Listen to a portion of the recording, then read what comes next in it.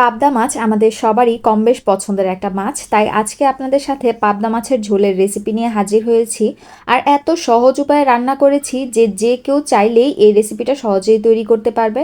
তাহলে চলুন কথা না বাড়িয়ে শিখে নেওয়া যাক আজকের এই পাবদা মাছের ঝোলের রেসিপি।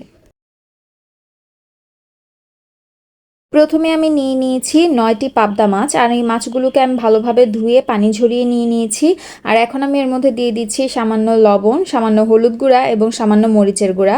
আর এখন এই সবগুলো উপকরণকে খুব ভালোভাবে হাত দিয়ে মাখিয়ে নিব।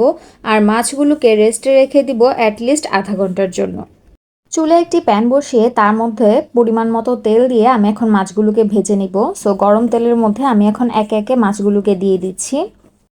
মাছগুলোর এক পিঠ ভাজা হয়ে গেলে মাছগুলোকে একটু সাবধানে উল্টে দিব। মাছগুলোর দুই পিঠ ভাজা হয়ে গেলে মাছগুলোকে আমি এখন চুলা থেকে নামিয়ে নিব।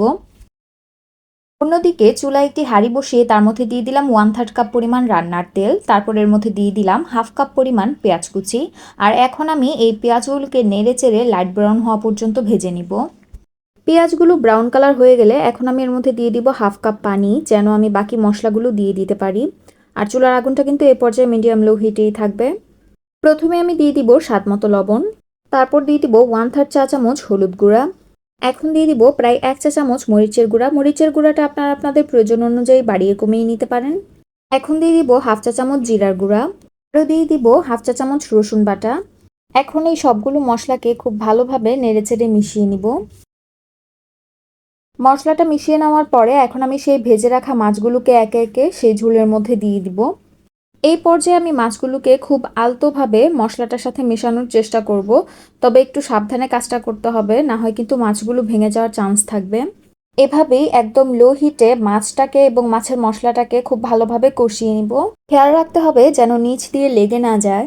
ভিউয়ার্স, এই যে দেখুন পাবদা মাছটা কিন্তু খুব ভালোভাবে কষানো হয়ে গেছে। এই পর্যায়ে আমি এর মধ্যে দিয়ে দিব 1 কাপ পরিমাণ পানি।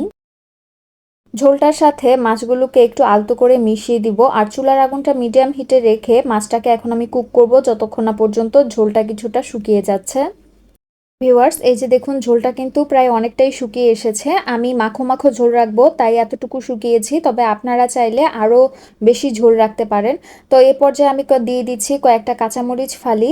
আর তারপর আমি দিয়ে দিচ্ছি কিছু কুচি করে রাখা ধনিয়া পাতা। এগুলো খুব ভালোভাবে মিশিয়ে নিয়ে আমি এখন তরকারিটাকে চুলা থেকে নামিয়ে নিব। ব্যাস, তৈরি করে ফেললাম ভীষণ সহজ এবং খুব কম মশলায় পাবদা মাছের ঝোল। রেসিপিটি ভালো লাগলে বাসায় ট্রাই করে অবশ্যই আমার কমেন্টে জানাবেন। আর ভিডিওটি ভালো লাগলে লাইক করবেন, শেয়ার করবেন এবং সাবস্ক্রাইব করে আমার চ্যানেলের পাশেই থাকবেন। ধন্যবাদ।